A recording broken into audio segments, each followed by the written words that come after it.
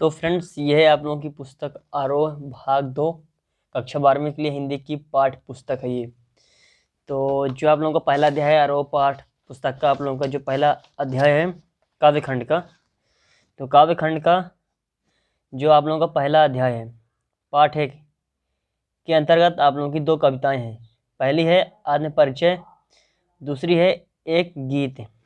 Okay, तो और इन दोनों जो कविताएं हैं, ये तो जो कविताएं हैं इन दोनों के जो रचयिता हैं वो हैं हरिवंश राय बच्चन। तो ये जो दोनों कविताएं हैं ये हरिवंश राय बच्चन की हैं। तो इस वीडियो में आप लोगों को जो पाठ 1 है अध्याय 1 है, तो इसका आप लोगों को इस वीडियो में पूरा सोल्यूशन मिलेगा। तो आप लोग वीडियो को पूरा देखना, कहीं पर भी स्किप मत करना। तो चलिए अब हम लोग स्टार्ट करते हैं। काव्यखंड का ये आप लोगों का पहला चैप्टर है, काव्यखंड से है आत्मपरिचय। सबसे पहले हम लोग देखेंगे दोस्तों आत्मपरिचय, उसके बाद देखेंगे हम लोग जो आप लोगों का दिन जल्दी जल्दी ढलता है, ये वाली कविता। दोस्तों आप लोगों को जो आगे दिया है पहले एक गीत, लेकिन इसके आगे जो दिया है दिन जल्दी जल्दी ढलता है। आप लोग कंफ्यूज मत होना, ये जो एक गीत है इसी का ही नाम है दिन जल्दी जल्दी ढलता है।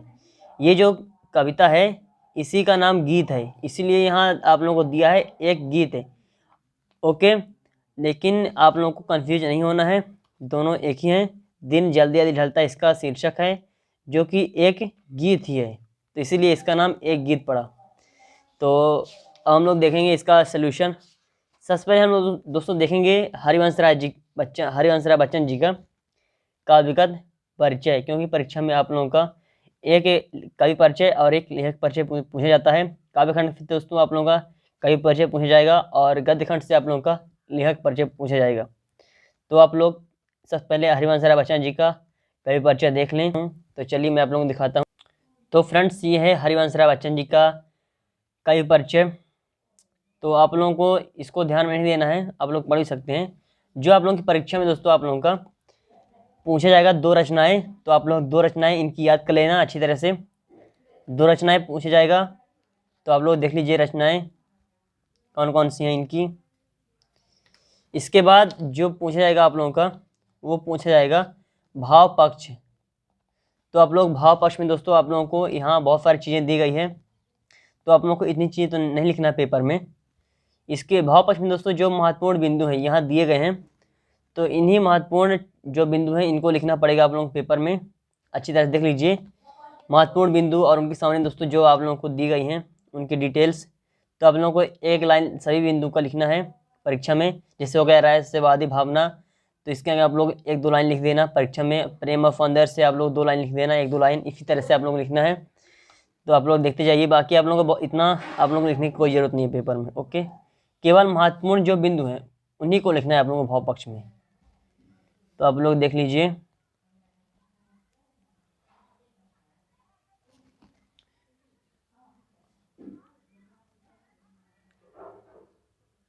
इसके बाद है कला पक्ष। तो कला पक्ष से दोस्तों आप लोगों को भाषा शैली आप लोगों को लिखना है। भाषा शैली, अलंकार योजना, बिंब, विधान आप लोगों को लिखना पड़ेगा। लेकिन आप लोग भाषा से दोस्तों 2-3 लाइन लिख लेना, शैली से 2-3 लाइन आप लोग लिख लीजिएगा।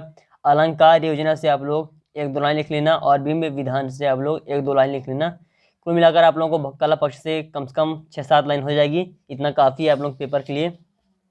इसके बाद दोस्तों जो आप लोगों का है वो रहता है अंतिम में साहित्य में स्थान।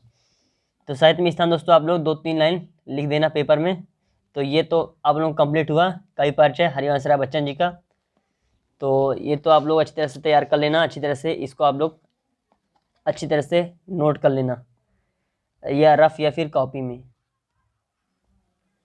तो चलिए अब हम देखते हैं पाठ की तरफ बढ़ते। तो फ्रेंड्स, अध्याय पाठ 1 है। पाठ 1 आत्मपरिचय, पहली कविता, एक गीत दूसरी कविता। दोनों के रचयिता हरिवंश राय बच्चन जी हैं। सबसे पहले आप लोग इसी पाठ का भाव सारांश अच्छी तरह से देख लीजिए पढ़कर आप लोग, ताकि आप लोगों को इस पाठ के बारे में अच्छी तरह से मालूम हो जाए क्या कहना चाहता है कवि इस पाठ में। तो आप लोग अच्छी तरह से इस भाव सारांश को पढ़ लीजिए।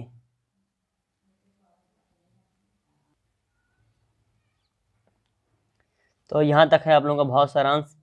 इसके बाद है ससंदर्भ सप्रसंग पद्यांशों की व्याख्या, जो कि बहुत ही महत्वपूर्ण है। पेपर में आप लोगों को एक पद्यांश मिलेगा जिसकी आप लोगों को संदर्भ प्रसंग सहित व्याख्या करना पड़ेगा। तो आप लोग चलिए स्टार्ट करते हैं। अब हम आत्मपरिचय जो आप लोगों की पहली कविता है, तो उसका जो यहाँ महत्वपूर्ण पद्यांश दिए गए हैं, तो उनकी यहाँ पास संदर्भ प्रसंग सहित व्याख्या दी गई है। तो आप लोग अच्छी तरह से देख लीजिए, ध्यान से आप लोग देखते जाइए, मैं आप लोगों को दिखा रहा हूँ।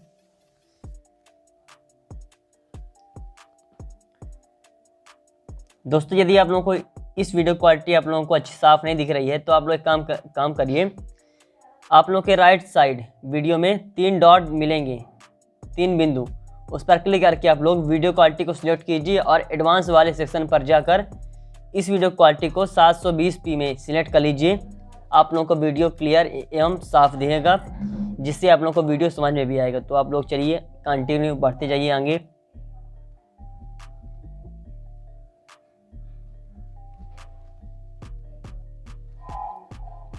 तो आप लोग देखते चलिए इनको अच्छी तरह से। सभी पद्यांशों की आप लोगों को यहाँ व्याख्या मिल जाएगा, तो आप लोग देखते जाइए।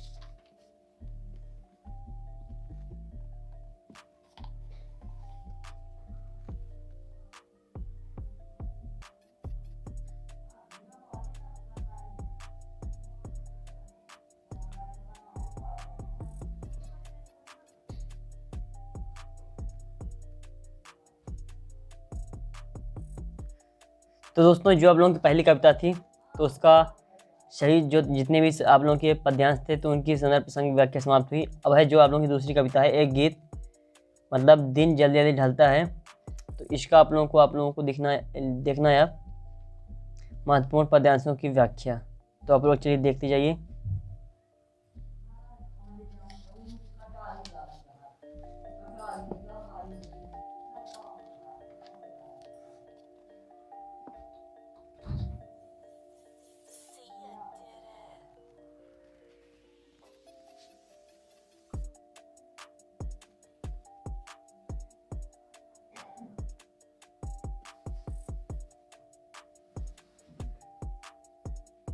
इसके बाद है आप लोगों के जो पहले पाठ के जो आप लोगों के प्रश्न उत्तर है आपकी पुस्तक से, तो उसी के अब आप लोगों को आंसर मिलेंगे।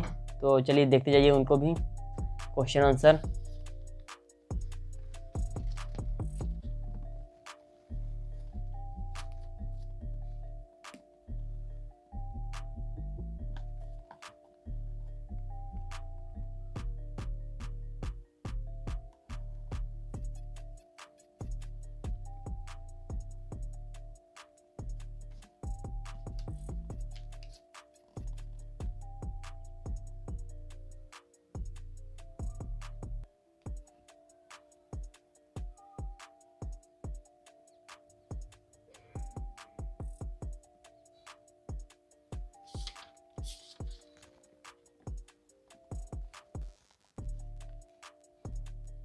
इसके बाद दोस्तों है अतिरिक्त परीक्षा उपयोगी प्रश्न उत्तर। तो इनको आप लोगों को अच्छी तरह से ध्यान से देखना है, क्योंकि ये परीक्षा में आप लोगों के पूछे जाते हैं। तो अतिरिक्त परीक्षा उपयोगी जो प्रश्न उत्तर है, इनको आप लोगों को अच्छी तरह से देखना। चलिए देख लीजिए।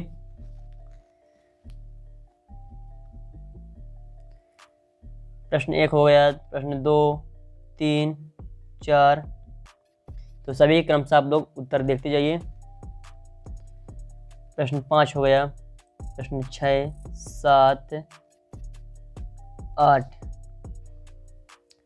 तो फ्रेंड्स, यहीं से आप लोगों का पहला अध्याय समाप्त होता है। मैंने आप लोगों को इस वीडियो में महत्वपूर्ण पद्यांशों की संदर्भ प्रसंग व्याख्या, हरिवंश राय जी का कई परिचय और जो महत्वपूर्ण प्रश्न उत्तर इस पाठ के, तो सभी का मैंने आप लोगों को सलूशन दिखा दिया है।